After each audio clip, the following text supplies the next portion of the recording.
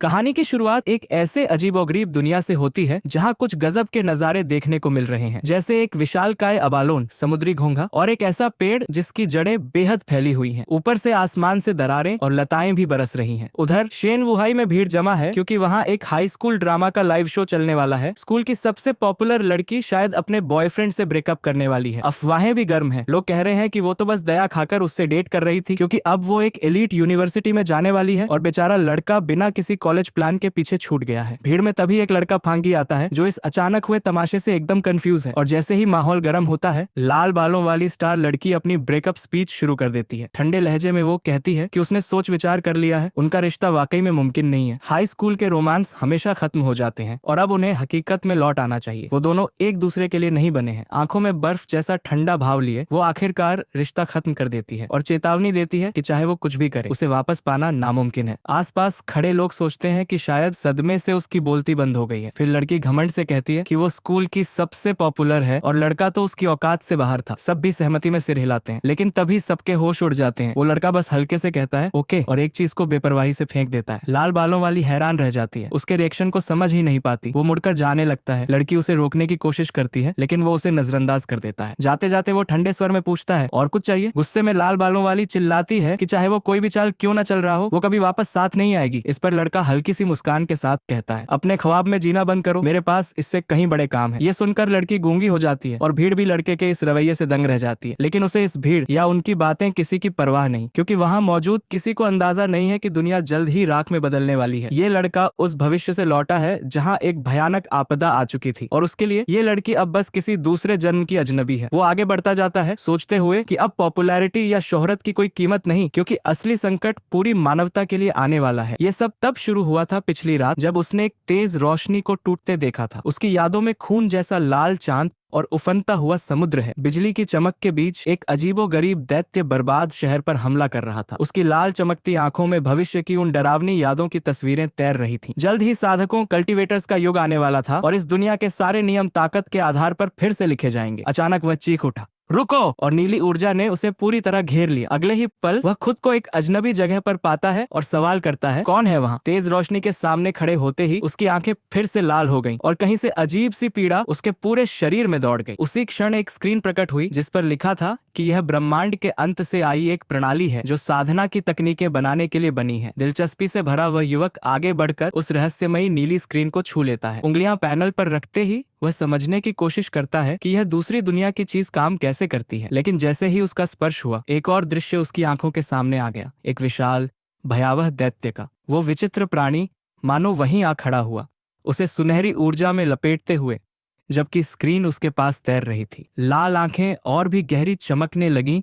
जब उसने भविष्य का वो खौफनाक मंजर देखा, जहां उसकी किस्मत उस दैत्य के हाथों पूरी मानवता के साथ मिट जाने वाली थी। हकीकत में लौटते ही पसीने से भीगा युवक भीतर तक हिल चुका था। सीने में हलचल हुई। क्या वो उसका पुराना बेबस रूप था? लेकिन होठों पर अब एक आत्मविश्वासी मुस्कान थी। उसे याद आया कि पिछली जिंदगी में वह बस एक साधारण इंसान था जो किसी तरह जीने की कोशिश कर रहा था। उसे याद आया कैसे उसने अपने देश को गिरते और अपनी जनता को उस विनाश में तड़पते देखा था, और कैसे वह उस म्यूटेंट जानवर से नहीं बच सका जिसने शहर को नष्ट कर दिया था।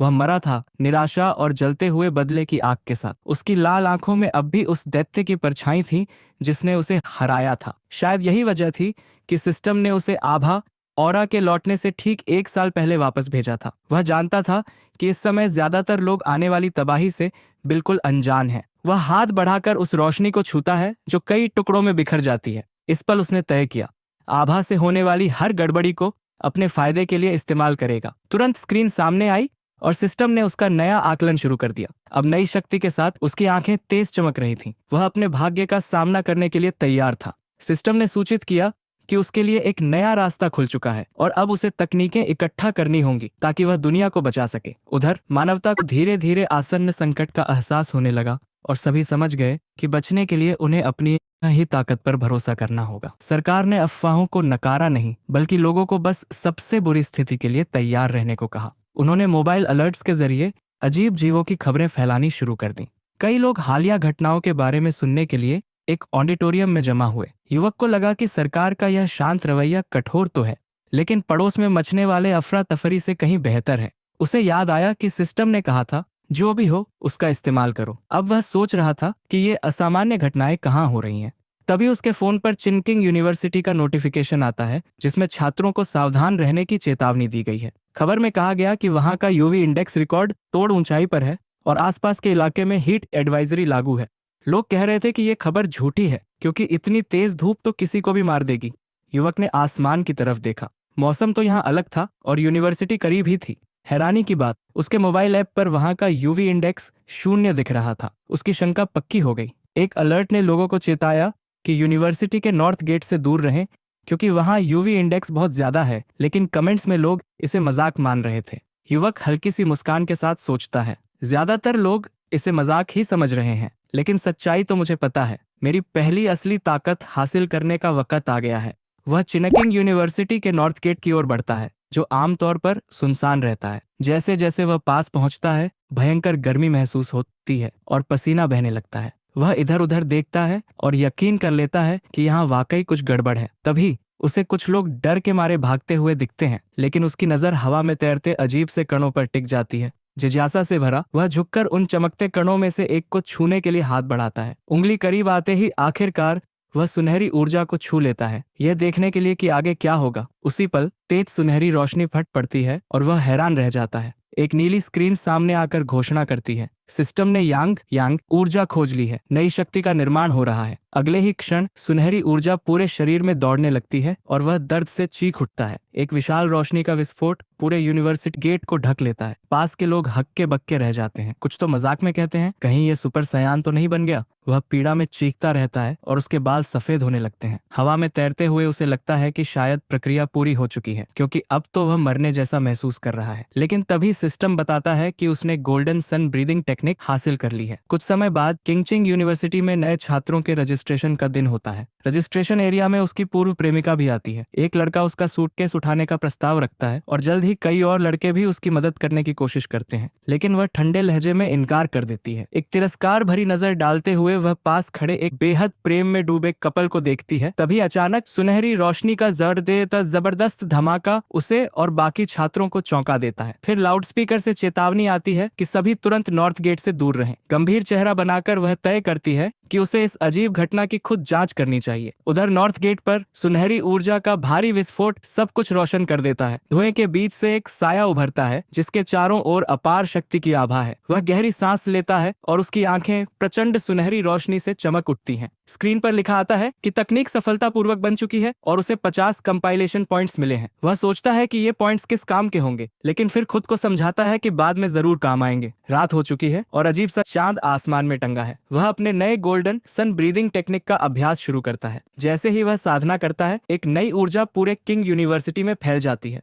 छात्रों को लगता है कि आसमान अचानक अंधेरा और ठंडा हो गया है और वे नॉर्थ गेट की तरफ दौड़ते हैं। वहां भारी भीड़ इकट्ठी हो जाती है। यूनिवर्सिटी का डीन गुस्से में पूछता है कि सबने चेतावनी को नजरअंदाज क्यों किया। तभी भीड़ को चीरते हुए एक हुड पहने शख्स केंद्र की ओर बढ़ता है और आदेश देता है कि नॉर्थ गेट को पूरी तरह सील कर दिया जाए। उसी समय सिस्टम बताता है कि उसने सफलतापूर्वक एक रैंक ए प्रदूषित जोन को शुद्ध कर दिया है। उसे पता चलता है कि सरकार ऐसे जोन पहले से चिन्हित करती है और वह सोचता है कि क्या और लोग भी उसकी तरह हैं। घोषणा में अनधिकृत व्यक्तियों की बात सुनकर उसे लगता है कि मामला अब गंभीर हो गया है। छात्र सोचते हैं कि ये यूनिफॉर्म पहने लोग शायद सेना के होंगे। ऊपर एक इमारत से वह देखता है कि यह हलचल काफी ध्यान खींच रही है। लाल आंखें चमकाते हुए वह तय करता है कि अब यहाँ से निकलना होगा और छलांग लगाकर नीचे उतर जाता है। नीचे हुड पहना व्यक्ति ऊर्जा से भरी दरारदार जमीन पर चलता है, झुककर मिट्टी को छूता है और ऊर्जा के निशान परखता है। वह एक टुकड़ा उठाकर पास से जांच करता है और निष्कर्ष निकालता है कि यह ऊर्जा किसी इंसान से आई है। अधिकारियों द्वारा छात्रों को निकाला जाता है, जबकि हुड वाला व्यक्ति दूर से देखता है। भीड़ में खड़ी उसकी पूर्व प्रेमिका यह सुनकर चौंक जाती है कि यह सब एक अकेले इंसान का काम था। तभी वह एक आकृति को कूदकर दूर जाते देखती है और एक पल को सोचती है कि शायद वह उसका एक्स है, लेकिन तुरंत खारिज कर देती है। उसके ग्रेड्स के साथ तो यह मुमकिन ही नहीं। दूर अपने घर पर सूरज ढल चुका है और रात उतर रही है। बिस्तर पर लेटा युवक शिकायत करता है कि उसके शरीर की गर्मी ठंडी नहीं हो रही,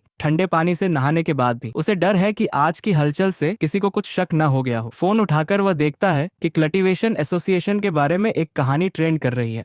उसे याद आता है कि पहले लोग इसे इंटरनेट का मजाक समझते थे। फिर उसे याद आता है कि यूनिवर्सिटी में जो हुड वाले लोग थे शायद वही एसोसिएशन के हों। वह खबर पढ़ने लगता है जिसमें घोस्ट एक्स से लेकर टोटल ट्रांसेंडेंस तक के साधना स्तरों का जिक्र है। कमेंट्स में लोग इसे फर्जी कह रहे हैं, लेकिन वह सोचता है कि शायद यह आधिकारिक घोषणा हो। उसे एहसास होता है कि पिछली जिंदगी में एक आम इंसान के रूप में वह कभी इस जानकारी से वाकिफ नहीं था। बिस्तर पर बैठा वह एसोसिएशन के बारे में सोचते हुए अपनी तकनीक को दोबारा आजमाने का निर्णय लेता है। आंखें बंद कर वह साधना में डूब जाता है और सुनहरी ऊर्जा उसके चारों ओर घूमने लगती है। वह हवा में तैरने लगता है, प्रचंड सुनहरी आभा में लिपटा हुआ। पहला चरण है अपने शरीर को स्वर्ग और पृथ्वी की आभा को धारण करने लायक बनाना। वह ऊर्जा को काबू में करता है और उसे एक दिव्य कुल्हाड़ी के आकार में ढाल देता है। उसकी आंखें तेजी से चमक उठती हैं और होठों पर आत्मविश्वास भरी मुस्कान फैल जाती है। सिस्टम उसे दाउआई रियल्म तक पहुंचने पर बधाई देता है और फिर से 50 कंपाइलेशन पॉइंट्स देता है। वह इन पॉइंट्स के बारे में पढ़ता है और सिस्टम बताता है कि इन्हें किसी भी वस्तु में संकलित शक्ति डालने के लिए इस्तेमाल किया जा सकता है। वह सोच में पड़ जाता है। किसी वस्तु में शक्ति भरने का मतलब मानो उसे जादुई बना देना। उसकी नजर टेबल पर रखे मग पर जाती है। हाथ बढ़ाकर वह सुनहरी आभा से मग को ढक देता है। सिस्टम पूछता है, क्या आप 1 पॉइंट खर्च कर इस वस्तु में यांग विशेषता डालना चाहते हैं? वह समझ जाता है ये मानो किसी वस्तु पर एन्चेंटमेंट करने जैसा है जिससे उसे अलौकिक शक्ति मिल जाएगी। युवा आदमी सोचता है कि अगर वह यह काम किसी हथियार पर करे तो वह उसका अपना अनोखा युद्ध आइटम बन जाएगा। जल्द ही वह तय करता है कि आने वाले समय के लिए एक शक्तिशाली हथियार होना बेहद जरूरी होगा। फिर उसे अपनी शेल्फ पर एक छोटा तलवार मिलती है और वह उस पर यह शक्ति आजमाने का फैसला करता है।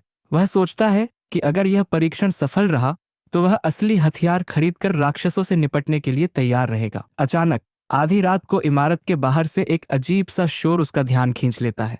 बाहर एक छायादार जीव बड़े बड़े पंजों के साथ नायक के अपार्टमेंट को देख रहा है। अंधेरे में उस अजीब प्राणी की लाल चमकती आंखें और नुकीले दांत साफ नजर आ रहे हैं। वह प्राणी, जो एक विशाल दैत्याकार खरगोश जैसा दिखता है, इमारत पर हमला करने की तैयारी करता है। लेकिन अपार्टमेंट के अंदर उस आदमी को इस आने वाले खतरे की कोई खबर नहीं है। बिस्तर पर लेटे हुए एमसी अपने नए साधना कौशल से होने वाली हल्की बेचैनी महसूस करता है। लाल आंखों से वह सोचता है कि यह चूहे जैसी आवाज कहाँ से आ रही है। उसे लगता है कि यह न तो अंदर के बच्चे की तरफ से आ रही है और न ही पाइपों से। शायद किसी पड़ोसी का पालतू जानवर है। बैठक कक्ष से गुजरते हुए वह सोचता है कि उसकी बढ़ी हुई सुनने की क्षमता के कारण पड़ोसियों की आवाज सुनना सामान्य है। फिर वह अपनी सुनने की क्षमता को और तेज करता है ताकि उस अजीब आवाज को बेहतर तरीके से पकड़ सके। लेकिन जल्द ही उसे एहसास होता है कि कुछ गड़बड़ है और वह चौकन्ना हो जाता है। नायक दरवाजे तक जाता है और अंधेरे गलियारे में उसी डरावने जीव के सामने आ खड़ा होता है। गलियारे में लाल आंखों वाला वह अजीब प्राणी खड़ा है और उसे घूर रहा है, मानो हमला करने ही वाला हो। चौंक कर वह उस म्यूटेंट जानवर को पहचान लेता है और अपने पिछले जीवन की याद उसके शरीर में सिहरन भर देती है। उसी समय रात में शहर के ऊपर एक ड्रोन उड़ रहा है, जिससे पता चलता है कि और लोग भी इस खतरे से वाकिफ हैं। एक इमारत की छत पर एक लड़की शिकायत करती है कि उन्होंने अब तक उस खरगोश को नहीं पकड़ा जिसने एक दुर्लभ फल खा लिया था। मुंह में लॉलीपॉप दबाए वह युवती मिशन के लिए काफी शांत और आत्मविश्वासी नजर आती है। वह आदेश देती है कि लक्ष्य के बारे में सभी अपडेट भेजते रहें। यह कहते ही वह रहस्यमयी लड़की इमारत की छोटी से छलांग लगा देती है। तेज रफ्तार से नीचे गिरते हुए वह विशाल इमारतों के बीच फुर्ती से आगे बढ़ती है। अचानक युवती को म्यूटेंट जानवर की आभा महसूस होती है और उसे एहसास होता है कि वह लक्ष्य के काफी पास पहुंच चुकी है। चमकती आंखों से वह अंततः उस प्राणी को देख लेती है और टकराव के लिए तैयार हो जाती है। वह शिकारी जोरदार धमाके के साथ एक छत पर उतरती है और अद्भुत फुर्ती से आगे बढ़ती है। एक इमारत की दीवार से नीचे दौड़ते हुए उसे आदेश मिलता है कि हर हाल में लक्ष्य का पीछा जारी रखे। मजबूत और सटीक लैंडिंग के साथ वह युवती एक पल भी गंवाए बिना पीछा जारी रखती है। इमारतों के बीच छलांग लगाते हुए वह चेतावनी देती है कि उस प्राणी ने एक आत्मा फल खा लिया है और वह विकसित हो सकता है। तभी देर रात तक काम कर रहा एक आदमी अपनी खिड़की से कुछ धुंधला सा गुजरते देखता है और पूरी तरह हैरान रह जाता है। वह सोचता है कि शायद वह भ्रम देख रहा है, लेकिन उसका बॉस उसे बेकार खड़े रहने के लिए डांट देता है। इस बीच शिकारी 65वीं मंजिल पर चांद के सामने एक परछाई की तरह दिखता है। अपार्टमेंट में वापस नायक उस अजीब प्राणी के आमने सामने है जो उसके सामने चीख रहा है। सुनहरी आंखों के साथ उसे एहसास होता है कि उसका शरीर बदल चुका है और अब वह बराबरी से लड़ सकता है। फिर प्राणी अपने पंजों से हमला करता है, लेकिन युवक अलौकिक फुर्ती से बच निकलता है। नायक सोचता है कि उसका शरीर बहुत बदल चुका है और अब वह हमलों को धीमी गति में देख सकता है। हाथ में सूर्य ऊर्जा भरते हुए वह सोचता है कि यह म्यूटेंट जानवर इतनी जल्दी क्यों आ गया। यह सोचते ही उसे अपने पिछले जीवन में देखी चीजें याद आती हैं और वह राक्षस का सामना करता है। युवक जानता है कि यह प्राणी अभी पूरी तरह विकसित नहीं हुआ है और योद्धा अपनी शक्ति और क्रोध बढ़ा देता है। इसीलिए वह हमला करने के लिए झपटता है, क्योंकि उसे इस प्राणी को रोकना होगा, वरना इमारत में सब मारे जाएंगे। अपनी शक्ति से एमसी उस प्राणी को ऊर्जा से भरे हाथ से पकड़ लेता है। चौंकाने वाली ताकत से युवक बिना किसी डर के उस अजीब प्राणी को काट लेता है। राक्षस को मजबूती से थामे हुए उसकी सुनहरी आंखें ठंडी दृढ़ता के साथ चमक रही हैं। फिर नायक ने राक्षस को जोर से खिड़की पर दे मारा और टकराते ही कांच चकनाचूर हो गया। उसकी मुट्ठी सुनहरी रोशनी में चमकने लगी और वह एक घातक वार करने के लिए तैयार हो गया। युवक ने एक तेज सुनहरी ऊर्जा की किरण छोड़ी जो हवा में ही प्राणी के ऊपर सीधी जा लगी। दानव पूरी तरह से उस प्रचंड सुनहरी रोशनी में घिर गया, लेकिन वह अपने पंजों से उस ऊर्जा को पकड़ने और सोखने की कोशिश करने लगा। तभी नायक को एहसास हुआ कि वह प्राणी उसकी यांग शक्ति चुराने की कोशिश कर रहा है। उसने तुरंत पलटवार किया और मन ही मन सोचा कि सूर्य की शक्ति उसके लिए बहुत भारी है। ये खरगोश अपनी ही कब्र खोद रहा है। कुछ ही क्षण बाद सुनहरी धमाके ने पूरे राक्षस को निगल लिया और वह ऊर्जा के बोझ से बिखर गया। बगल की इमारत में एक जोड़ा शोर सुनकर जाग गया। आदमी ने सोचा शायद ये बिजली कड़की होगी। वह खिड़की से देखने गया, लेकिन बाहर सब सामान्य दिखा। हमारा नायक जमीन पर उतरा। चारों तरफ उसकी सुनहरी ऊर्जा के निशान फैले हुए थे। उसने सोचा कि यह प्राणी भूखे भूत की तरह उसकी शक्ति निगलने पर उतारू था। लड़ाई के बाद उस दानव की आंख जमीन पर गिरी, जिसमें से काला धुआं निकलने लगा। गंभीर चेहरे के साथ उसने प्राणी के अवशेषों को देखा, फिर बिना देर किए जोर से पैर मारकर उस आंख को कुचल दिया। उसे समझ आ गया कि यह रात्रि प्राणी उसकी विपरीत यांग शक्ति के पीछे पागल था। युवक ने मन ही मन सोचा, अगर वह साधारण इंसान होता तो यह राक्षस पूरे भवन के लोगों को खा जाता। यही सोचकर उसने ठान लिया कि भविष्य के खतरों से लड़ने के लिए उसे और शक्तिशाली तकनीकें सीखनी होंगी। इसी बीच एक रहस्यमयी लड़की चांदनी के सामने हवा में छलांग लगाती हुई आगे बढ़ रही थी, मानो कोई शिकारी हो। अविश्वसनीय रफ्तार से वह इमारत की दीवारों पर दौड़ रही थी। जब वह घटना स्थल पर पहुंची तो उसकी आंखें हैरानी से चौड़ी हो गईं। वह सोचने लगी कि क्या उसका लक्ष्य किसी और ने मार दिया। जमीन पर घुटनों के बल बैठकर उसने कहा कि निशाना खत्म हो चुका है और वह नाइट एट्रीब्यूट को रिकवर करने की कोशिश करेगी। लेकिन जैसे ही उसने राक्षस के अवशेषों को छुआ, उसे अब भी मौजूद सुनहरी ऊर्जा ने झुलसा दिया। यह प्रचंड गर्मी और तपिश उसे पीछे हटने पर मजबूर कर गई। उसे याद आया कि यह वही ऊर्जा है जो उसने विश्वविद्यालय के गेट पर महसूस की थी, और उसने समझ लिया कि यह कोई संयोग नहीं है। उसने गंभीर भाव से अपने कम्युनिकेटर को सक्रिय किया और बेस को सूचित किया कि लक्ष्य को एक नए और बेहद ताकतवर फॉरेनर ने खत्म किया है, जिसके पास उच्च स्तरीय शक्ति है। कम्युनिकेटर से आवाज आई, क्या गेट की शुद्धिकरण घटना और इस खरगोश का काम एक ही व्यक्ति ने किया है? एक आदमी ने कहा कि डेटाबेस में इस व्यक्ति का कोई रिकॉर्ड नहीं है और संघ को उसे भर्ती करना चाहिए। उसके पास आग और नीली ऊर्जा की आभा है। चांदी जैसे बालों वाली लड़की ने इस योजना से सहमति जताई, फिर सावधानी से उस छोटी सी ज्वाला को अपने कपड़ों में लगे एक कंटेनर में सुरक्षित रखा। उसके वरिष्ठ ने आदेश दिया कि वह अपनी बाकी सभी मिशन रोक दे और इस नए फॉरेनर का पता लगाना प्राथमिकता बनाए। लड़की ने शांत भाव से अपने लॉलीपॉप का रैपर खोला, उसे मुंह में डालते हुए बोली कि वह आदेश समझ गई है, लेकिन मिशन शुरू करने से पहले उसे एक कप मिल्क टी चाहिए ताकि वह रिलैक्स कर सके। कम्युनिकेटर पर आवाज आई, आखिर ये रहस्यमयी और शक्तिशाली व्यक्ति है कौन? लड़की ने सहमति में कहा कि अध्यक्ष सही थे और उसे इस ताकतवर मास्टर से मिलना ही होगा। अगली सुबह हमारे नायक का दिन सूर्योदय के साथ शुरू हुआ। वह खिंचाव लेते हुए प्रशिक्षण के लिए तैयार हो गया। उसे पता था कि जल्दी उठना उसकी साधना में मदद करता है। उसने अपनी सांस लेने की तकनीक सक्रिय की और सुनहरी सुबह की ऊर्जा को सोखने लगा। उसकी आंखें सुनहरी शक्ति से तेजी से चमक उठीं। जैसे जैसे ऊर्जा उसके भीतर भरने लगी, वह गोस्ट एक्स क्षेत्र में प्रवेश कर गया और इस तकनीक की आभा को महसूस करने लगा। अचानक ऊर्जा का तेज उछाल उसे चौंका गया। उसे समझ आया कि उसका एक और ब्रेक थ्रू हो रहा है। उसने इस उफनती शक्ति को नियंत्रित करने पर ध्यान केंद्रित किया। उसने मुट्ठी भींची और महसूस किया कि यह ऊर्जा अब उसके हाथ में सघन हो गई है। उसने अपनी अकी एक्स को मूर्त रूप दिया और नोटिस किया कि यह हथियार अब पहले से कहीं हल्का लग रहा है। उसने हत्थे को मजबूती से थामा और अपनी नई शक्ति को परखने के लिए तैयार हो गया। योद्धा ने सुनहरी कुल्हाड़ी को सिर के ऊपर उठाया, एक विनाशकारी वार की तैयारी करते हुए। वह 2 तारा घोस्ट एक्स क्षेत्र में पहुंच चुका था और उसकी आंखें अब सुनहरी ज्वालाओं में जल रही थीं, उसकी नई मिली ताकत का प्रतीक। मुख्य पात्र का शरीर इस विकास के बाद पहले से कहीं अधिक मजबूत और कठोर महसूस हो रहा था। पिछली बार हुई ब्रेक थ्रू से बची हुई ऊर्जा का इस्तेमाल करने के कारण उसकी प्रगति बिजली की तरह तेज रही। हमारा नायक सोचता है कि अब से वह धीरे धीरे एक एक कदम करके लेवल बढ़ाएगा, लेकिन उसकी साधना इतनी ऊर्जा फैलाती है कि सबका ध्यान खींच लेती है। इसलिए उसे एक ज्यादा गुप्त जगह की जरूरत है। संघ के कार्यालय में एक व्यक्ति हवा में बदलाव महसूस करता है। वह सौर ऊर्जा में उतार चढ़ाव नोटिस करता है और सोचता है कि क्या ये वही नया लड़का है। उधर हमारा बंदा नदी के किनारे एक सुनसान जगह ढूंढ लेता है ताकि अपने प्लान पर आगे बढ़ सके। सिस्टम की स्क्रीन सामने आती है और वह तय करता है कि अपने हथियार में कोई गुण एट्रीब्यूट डाल देगा। उसे याद आता है कि पहले उसने एक और वस्तु में ताकत भरने की कोशिश की थी, लेकिन वह इतनी शक्ति सहन नहीं कर पाई थी। इस बार नई तलवार उसकी ऊर्जा के साथ गूंजती है, जैसे दोनों में गहरा रिश्ता हो। सिस्टम नोटिफिकेशन से पता चलता है कि आइटम कोडिंग सफल रही। नए हथियार से बेहद उत्साहित होकर वह तुरंत इसकी ताकत आजमाने की ठानता है। नतीजा देखकर वह खुद हैरान रह जाता है। तलवार से आसमान की तरफ सीधी एक विशाल सुनहरी रोशनी की किरण निकलती है और योद्धा अपने शरीर में ऊर्जा का उफान महसूस करता है। उस वार से वह लगभग जंगल में आग लगा देता है और समझ जाता है कि उसकी ताकत कितनी खतरनाक हो सकती है। हमले से उठता धुआं बहुत दूर तक दिख रहा है और उसे एहसास होता है कि अब लोग उसे देख लेंगे, उसे यहाँ से निकलना होगा। उधर एक लड़की गुस्से में धुआं उठती जगह की ओर दौड़ रही है।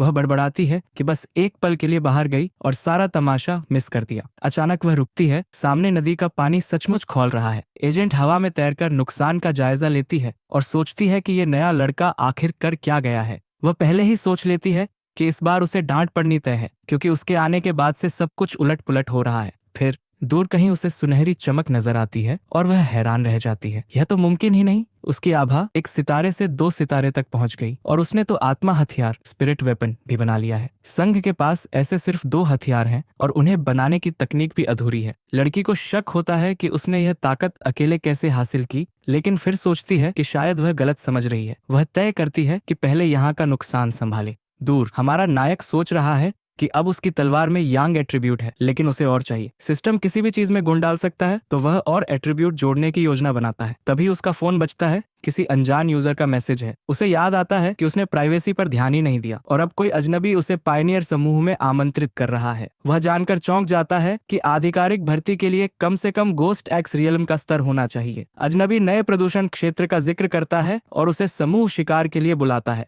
वह लोकेशन पूछता है और उसे शैडो रिवर के अलावा ड्रैगन की जानकारी वाली फाइल मिलती है। वहाँ लावा है और वही यांग गुण भी जो उसके पास है। लड़का निमंत्रण स्वीकार करने का फैसला कर लेता है। दूर बिनमू जिले में एक समूह ओल्ड ली के दोस्त का इंतजार कर रहा है। सदस्यों में से एक कहता है कि लड़की का नक्शा इतना सटीक था कि वह जल्दी ही पहुंच गया। सुनहरे बालों वाली लड़की सबका धन्यवाद करती है और याद दिलाती है कि उन्हें टीम वर्क करना होगा। वह साधना संघ से है और निराश है कि यहाँ आए पायनियर्स में कोई खास उम्मीद नहीं है। कम लोग जानते हैं कि साधना संघ एक सरकारी एजेंसी है। इसमें घुसना मुश्किल था और उसके परिवार को इसके लिए एहसान करवाने पड़े थे, इसलिए वह असफलता से नफरत करती है। तभी एक खोजी देखता है कि नया लड़का पहुंच गया है और उसका नाम फांग लेकर पुकारता है। हमारा नायक अपनी नई तलवार के साथ दमदार एंट्री करता है और समूह को अपना परिचय देता है। एजेंट उसकी ताकत से चौंकती है, लेकिन नोटिस करती है कि उसकी आभा दबाव डालने वाली नहीं बल्कि गर्माहट भरी है। टीम पूरी हो चुकी है तो नेता इशारा करता है और सब गुफा के मुहाने की ओर बढ़ते हैं। हमारा लड़का आगे बढ़ने का जिम्मा लेता है और सुनहरे बालों वाली एजेंट से रोशनी संभालने को कहता है। समूह गुफा में चलता है और उनमें से एक फांग को ढीले पत्थरों से सावधान करता है। सबको अजीब लगता है कि यहाँ अभी तक ज्यादा गर्मी नहीं है। फांग सोचता है कि इस कठिन समय में टीम ने उसे कितनी जल्दी अपना लिया और उसे लगता है कि यह दोस्ती सच्ची है। आगे बढ़ते बढ़ते जमीन का रंग बदलने लगता है, जो आसन्न खतरे का संकेत है। अचानक वे एक विशाल खाई पर पहुंचते हैं और हैरान रह जाते हैं। उनके सामने खौलते लावे की नदी बह रही है। फांग बिना सोचे समझे खतरे की ओर दौड़ पड़ता है और सुनहरे बालों वाली एजेंट चिल्लाती है कि इतना लापरवाह मत बनो। सबकी हैरानी के बीच योद्धा अपनी तलवार सीधा लावे में घोंप देता है और खोजी घबराकर मदद के लिए चिल्लाते हैं। एक परी जैसी धमाका लहर, फेरी एक्सप्लोजन पूरी टीम को पीछे धकेल देती है और उसी पर फांग का सिस्टम एक वैश्विक असामान्यता का पता लगाकर डेटा विश्लेषण शुरू कर देता है। आज के लिए फिलहाल इतना ही। आपकी तरह मैं भी मायूस हूँ, लेकिन उम्मीद पर दुनिया कायम है। दिल दुखा है लेकिन टूटा तो नहीं है और उम्मीद का दामन छूटा तो नहीं।